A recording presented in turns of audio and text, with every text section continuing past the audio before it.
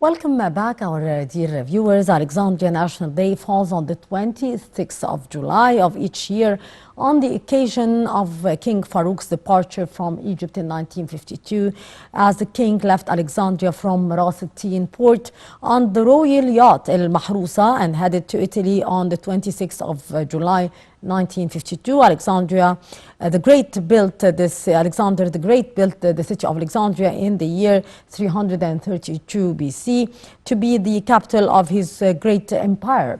To shed more light on the issue, we are very much delighted to be joined over the phone by Dr. Karim Minabawi, our Tourism Promotion Authority. Sir, good morning. Good morning. I'm not still an official at Tourism Authority, I wish, but I'm from private sector. Our tourism expert, sir, our dear guest, Dr. Minabawi, what are the most important tourist sites in Alexandria? Well, there are plenty, but let me just start just quickly to advise the importance of Alexandria. Alexandria, I mean, we have been living for years and years, basing our culture side and the culture programs on Cairo, Luxor, and Aswan only. And Alexandria has not been in the tourist map for years and years, and the reason is very simple. We didn't have infrastructure there. We didn't have infrastructure. We didn't have, when I say infrastructure, is the roads, is the hotels, is the restaurant that can accommodate the tourist traffic and so on. I have to say that starting since the library of Alexandria was open, the whole infrastructure of the city has changed, and it has been really very well taken off since. Yeah.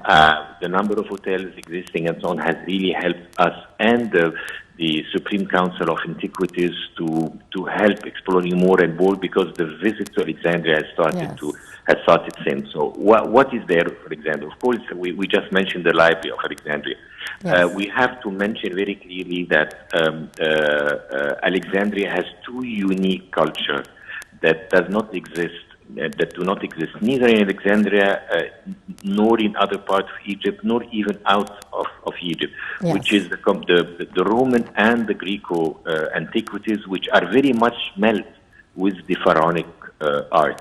So indeed, you go to Alexandria, you see a lot of Roman sites, which is a bit confusing for everybody. Is it yes, Roman? Is it pharaonic? Because they have been very much affected, and they love the pharaonic, both of them, the Greek and the Roman. They love the pharaonic touches and art, so they've been very affected with it. So while doing their own, it has been a little bit slightly, I wouldn't say amended, but impacted by the pharaonic touches. So you stand in front of any of the Greco and the Roman sites in Alexandria, get a bit confused. Is it Greco? Is it pharaonic? And so on. It's very unique. You can't find this neither in Greece nor in Italy, and nor even in Egypt. It's very unique. So the Greco, the Roman amphitheater, whereby a very big number of statues and Cleopatra's treasure has been brought from under the sea to be also exhibited there. Still, there is a lot of other things still under the sea, which we call the undersea museum of Cleopatra. So this Cleopatra part, the Roman amphitheater, the catacombs, which are also a beautiful sight to be seen, and the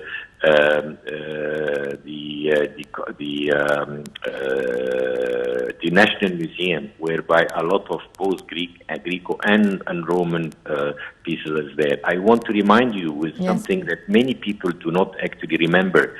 The Jewelry Museum in Alexandria is a beautiful piece.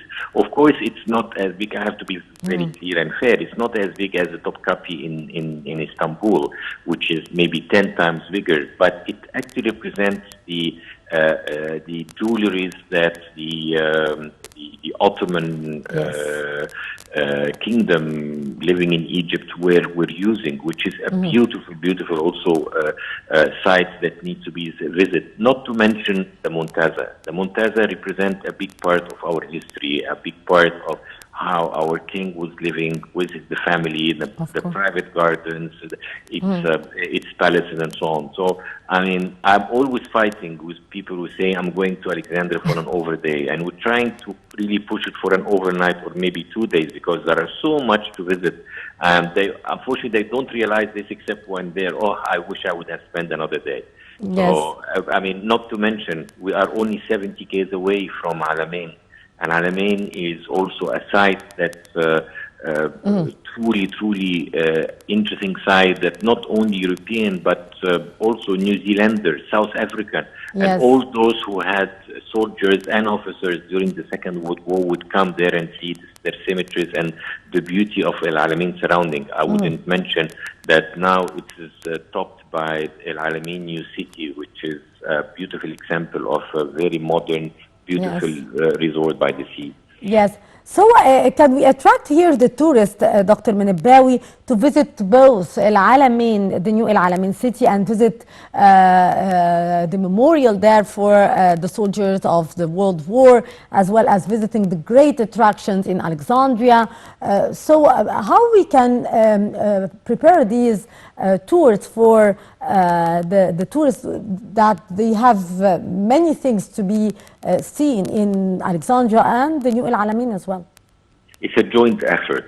It's an effort by the government, yes. And I see the tourism authority doing a great job, I have to say, in pushing El Alamein as a site in general, regardless whether it's a new city or the whole of the Alamein, and yes. so on. Yeah, so I mean, they're really doing a great job. But we, from the private sector, we have to complement this by some marketing effort as well. We have to push on the agent and to show them or to share with them the beauty.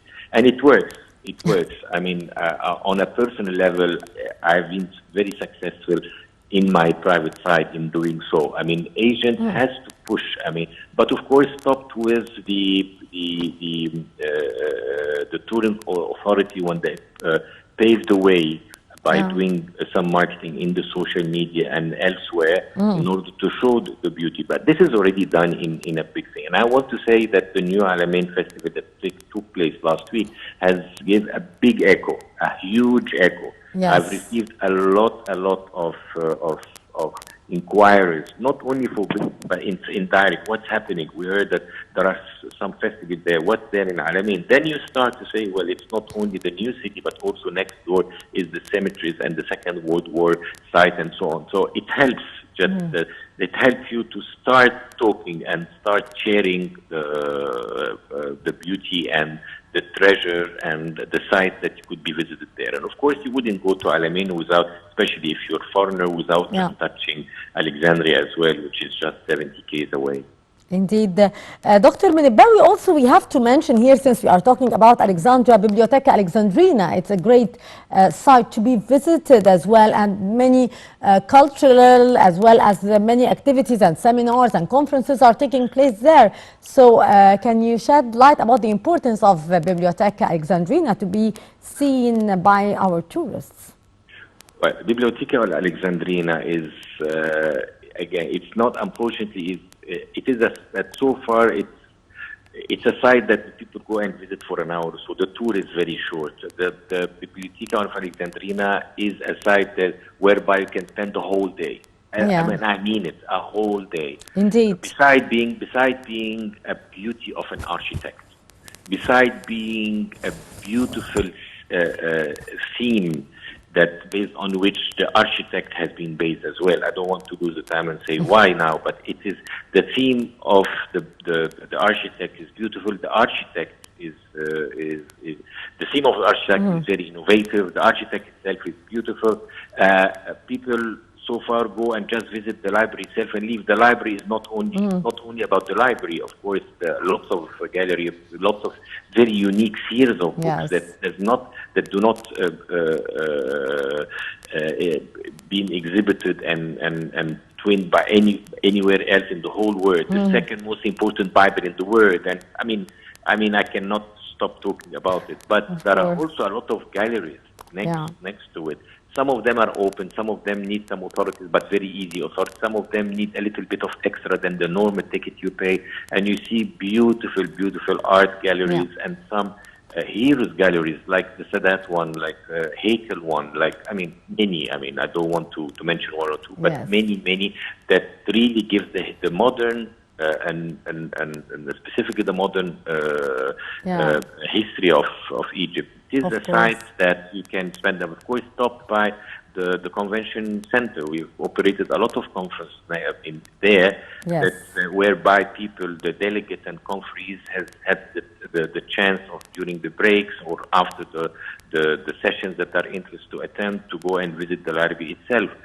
Location itself, the location of the library is so unique with the scenery while there at the library. I mean, you can spend the whole day just looking to the sea from this part of Alexandria. So, yeah, I mean, my only comment here that the tour that is planned by the library management, it's quite short to show and exhibit the beauty that exists in the library.